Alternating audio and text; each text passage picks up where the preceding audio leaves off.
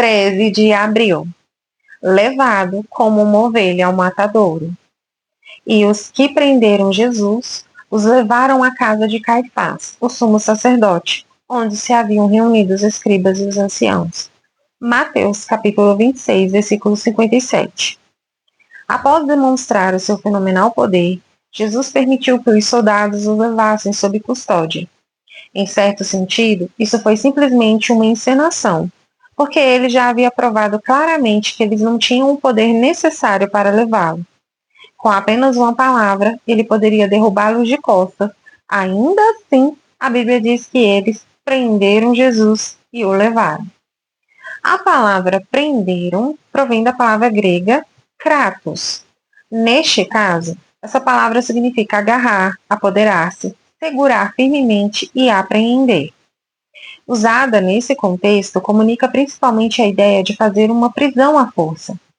Após demonstrar que não poderia ser levado por força, Jesus permitiu que os soldados o apanhassem. Mateus capítulo 26, versículo 57, nos diz que, com Jesus em suas mãos, eles o levaram. Essa frase provém da palavra grega apago, a mesma palavra usada para representar um pastor que amarra uma corda em torno do pescoço de sua ovelha e depois a conduz pelo caminho até onde ela precisa ir.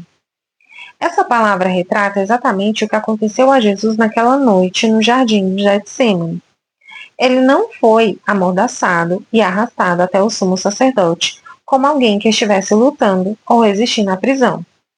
Em vez disso, a palavra grega apago nos diz claramente que os soldados passaram uma corda frouxamente em torno do pescoço de Jesus e o levaram pelo caminho com ele seguindo atrás, exatamente como uma ovelha conduzida por um pastor.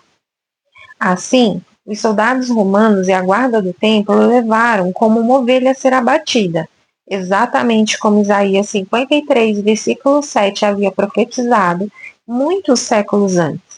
Especificamente naquela noite, porém, os soldados levaram Jesus a Caifás, o sumo sacerdote. Vejamos o que podemos aprender de Caifás. Sabemos que Caifás foi nomeado sumo sacerdote no ano 18 depois de Cristo. Como sumo sacerdote, ele se tornou tão importante em Israel que, mesmo após terminar seu mandato de sumo sacerdote, exercia grande influência sobre os negócios da nação, incluindo os assuntos espirituais, políticos e financeiros. Flávio Joséfo, o famoso historiador judeu, relatou que mais tarde 5 dos filhos de Caifás serviram no cargo de sumo sacerdote. Quando jovem, Caifás casou-se com Ana, filha de Anás, que servia como sumo sacerdote naquele tempo. Anás serviu como sumo sacerdote de Israel durante 9 anos. O título de sumo sacerdote havia caído na jurisdição dessa família e eles mantinham essa posição de alto escalão firmemente sob seu controle, passando-a para os vários membros da família e, assim, mantendo as rédeas do poder em suas mãos. Era uma monarquia espiritual. Os detentores desse cobiçado título detinham grande poder político, controlavam a opinião pública e possuíam grande riqueza. Após passar o título de sumo sacerdote ao seu genro, Caifás, Anás continuou a exercer controle sobre a nação por intermédio de seu genro. Essa influência é evidenciada em Lucas, capítulo 3, versículo 2, onde a Bíblia diz: sendo sumos sacerdotes Anás e Caifás. Era impossível 2 pessoas servirem como sumos sacerdotes ao mesmo tempo. Não obstante, Anás manteve seu antigo título e grande parte da sua antiga autoridade. Ele foi tão influente até o fim do ministério de Jesus que os soldados romanos e a guarda do templo que prenderam Jesus no jardim de Getsêmani levaram-no primeiramente a Anás, antes de entregá-lo a Caifás, o sumo sacerdote em exercício. João, capítulo 8, versículo 13.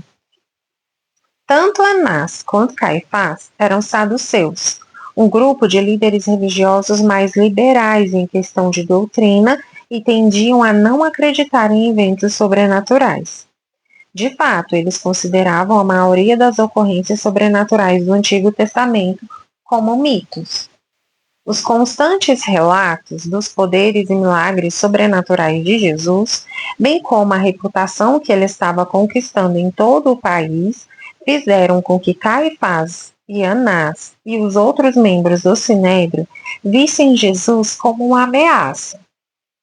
Esses líderes religiosos eram obcecados por controle no sentido mais verdadeiro da palavra e era uma afronta a eles o ministério de Jesus está fora de seu controle e jurisdição. Então, eles ouviram um relato confirmado de que Lázaro realmente havia sido ressuscitado dos mortos.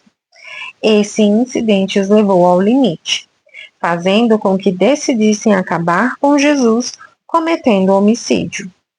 Esses líderes estavam tão enfurecidos por causa da ressurreição de Lázaro e tão preocupados com a crescente popularidade de Jesus que realizaram uma reunião secreta para determinar se Jesus precisava ou não ser morto.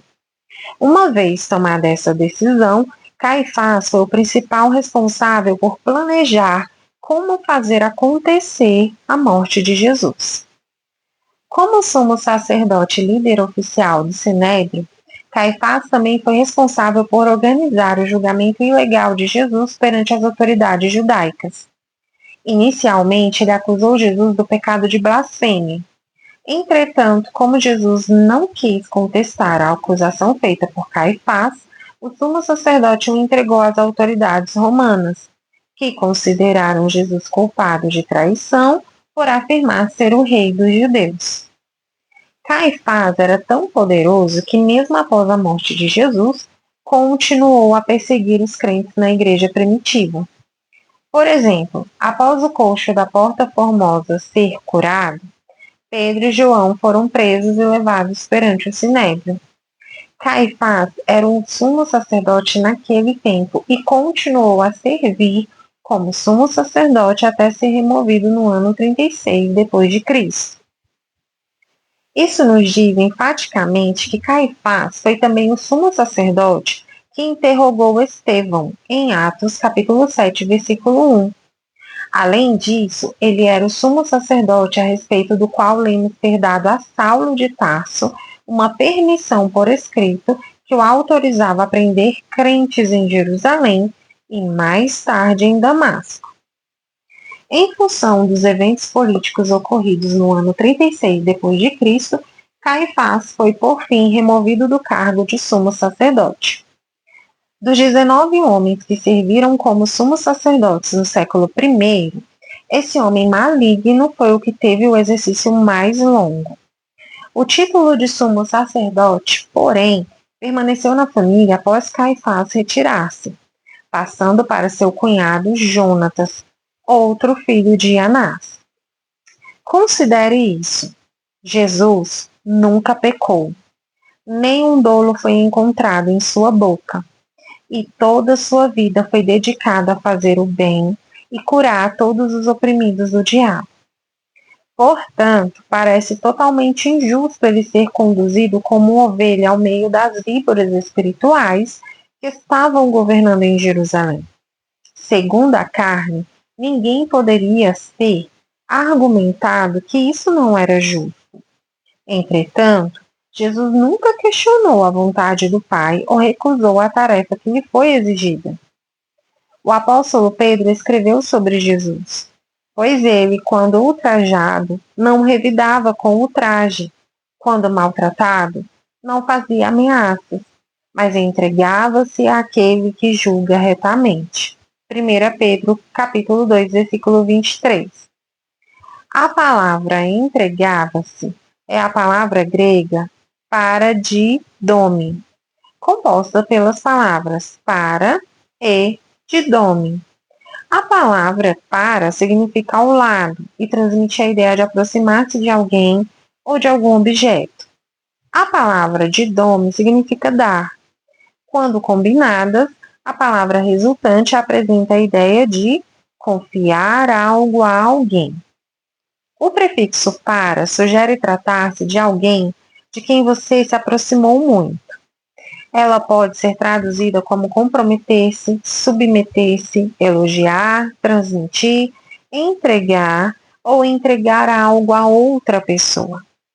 O Senhor Jesus se submeteu ao Pai, que julga justamente, ao se encontrar naquela situação injusta. Naquele momento difícil, ele se aproximou do Pai e confiou totalmente a si mesmo e o seu futuro nas mãos do Pai. Jesus sabia que estava fazendo a vontade do Pai. Então, escolheu se entregar aos cuidados do Pai e deixar os resultados sob o seu controle. Se você está em uma situação que parece injusta ou indevida e nada pode fazer para mudá-la, precisa se aproximar o máximo possível do Pai e se entregar aos seus amorosos cuidados. Você sabe que Ele quer o melhor para você, mesmo que você se encontre em uma situação que parece tão imerecida. As suas opções são ficar irritado e amargurado e se tornar angustiado com a vida, ou escolher crer que Deus está no controle e operando em seu benefício, mesmo que você nada veja de bom acontecendo no presente momento. Quando Jesus foi preso e levado a Caifás para ser cruelmente maltratado, não havia escapatória para ele. Ele não tinha escolha senão confiar no Pai. Que outra escolha você tem hoje? Minha oração para hoje. Senhor, nos momentos em que me vejo preso a uma situação de que não gosto nem me agrada, ajuda-me a levantar os olhos e olhar para Ti para obter força. Sei que Tu me amas e está cuidando da minha vida. Então, peço que nos momentos em que sou tentado a ficar nervoso e com medo, Tu me ajudes a descansar, sabendo que cuidarás de mim. Assim eu oro, em nome de Jesus. Minha confissão para hoje. Declaro por fé que sou mantido pela paz de Deus, mesmo quando eu me encontro em situações que parecem injustas, indignas e indevidas. Deus está operando secretamente para transformar as coisas em meu benefício. Ele me ama, cuida de mim e quer ver o melhor para a minha vida. Por isso, entrego meu trabalho, renda, casamento, filhos, saúde e tudo mais em minha vida nas mãos de meu Pai Celestial. Declaro isso pela fé, em nome de Jesus. Para refletir. 1. Você já se encontrou preso em uma situação que parecia injusta?